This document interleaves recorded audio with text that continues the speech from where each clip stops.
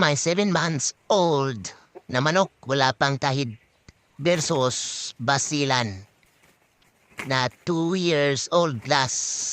Ang haba na ng tahid. Mga kulang-kulang 1 inch yung tahid niya. Pero hindi natrasan ng aking gold na 7 buwan na manok. Ayan. Yan. Unang laban din niya.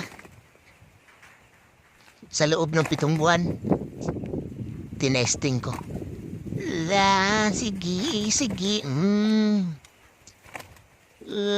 Kapag may tahilan siguro tong akin, kawawa tong pula. Kaso wala pang tahid talaga sa akin. Basta may edad na yung kalaban talaga, sobrang magulang talaga makipaglaro. Basta matatanda na, magulang maglaro.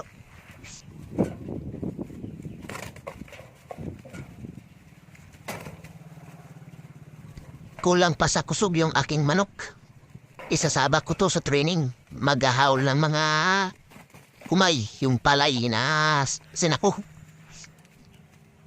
Iti-training ko to manghawl para mas lumakas pa. Bata pa kasi, 7 buwan pa lang.